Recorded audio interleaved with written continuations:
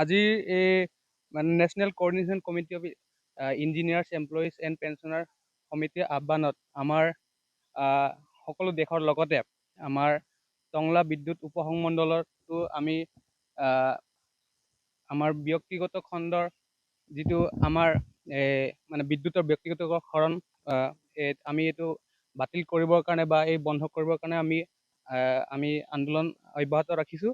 আৰু আমাৰ এই যদি আমাৰ আহ্বান বা আমাৰ এই যদি ব্যক্তিগতকৰণৰ যিটো বন্ধ কৰিবৰ কাৰণে আমাৰ যিটো আন্দোলন, সেই যদি আন্দোলন ওপৰত যদি তেওঁলোকে আমাক নাচায় বা এই ব্যক্তিগতকৰণটো বন্ধ নকৰে, তেতিয়া আমি ইয়াতকৈও বেছি আমি আন্দোলন গঢ়ি তুলিবৰ কাৰণে আমি প্ৰস্তুত আছোঁ আৰু আমি কৰি যাম বুলি আমি সকলো প্ৰস্তুতি আমি ৰাখিছোঁ।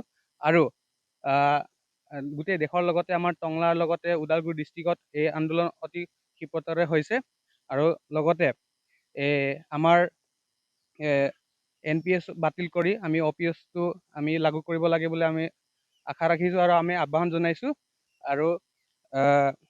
আৰু আমাৰ যিটো ইলেক্ট্ৰিচিটি এমেণ্ডমেণ্ট এক্ট 2025, এই যিটো আমাৰ বিলখন, এই বিলখনো বাতিল কৰিব লাগে।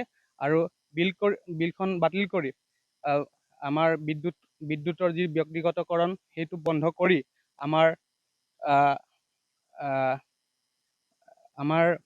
যি ৰাইজৰ যি আমাৰ বিদ্যুৎ, আমাৰ সেই ৰাজহুৱা খণ্ডটো আমি বাহাল ৰাখিব লাগে।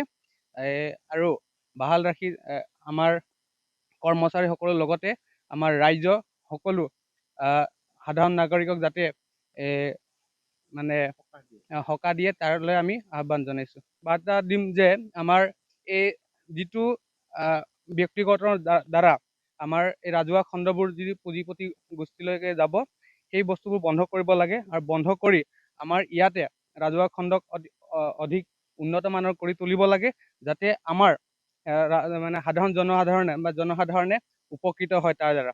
আৰু লগতে ইয়াতে আমি আহ্বান জনাম যে আমাৰ যিসকল কৰ্মচাৰী, চৰকাৰী কৰ্মচাৰীসকল, তেওঁলোকৰ NPSটো বাতিল কৰিব লাগে, যাতে OPSটো আমি লাগু কৰিব লাগে। কাৰণ আমি ইমান 30-35 বছৰ ধৰি যদি যিসকল কৰ্মচাৰীয়ে একোটা ৰাজহুৱা খণ্ডক সময় দিয়াৰ পিছত যদি ৰিটায়াৰমেণ্টৰ টাইমত আমাক আমি হয় মানে NPSটো উঠাই মানে OPSটো যদি নকৰে, তেতিয়া কি হ'ব, ৰিটায়াৰমেণ্টৰ টাইমত আমাৰ প্ৰব্লেম হ'ব। আৰু প্ৰব্লেমটো হ'লে ধৰক ফাইনেন্সিয়েল প্ৰব্লেমটো চবতছে ডাঙৰ প্ৰব্লেম হয়। আৰু সেইটো যদি আমাৰ 30-40 বছৰ যদি খাটি যদি ফাইনেন্সিয়েল ফ্ৰীডমটো নাথাকে, তেতিয়া আমাৰ নিশ্চয়কৈ সেইটো মানে গণতন্ত্ৰৰ কাৰণে ভাল নহয়। আৰু গণতান্ত্ৰিক দেশত আমাৰ ফাইনেন্সিয়েল ফ্ৰীডমটোৰ লগতে স্বাধীনতাটো লাগিবই। সেইটো কাৰণে আমি কওঁ টংলা চাব ডিভিজনৰ ফালৰ পৰা NPSটো বাতিল কৰি আমি OPSটো বাহাল ৰাখিব লাগে। ধন্যবাদ। অসম চৰকাৰক যে আহ্বান জনাওঁ যে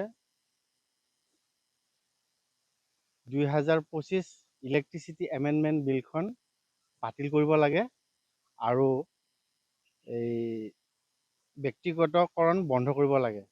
যিহেতু আমাৰ আজি ইমান মানুহৰ মাজত চাকৰি পোৱা বহুত দিগদাৰ, তাৰে চাকৰি পাই উঠি যদি হেৰি নাথাকে, তেনেহ'লে কেনেকৈ চলিব? সেইকাৰণে পেঞ্চনটো আমাক লাগেই।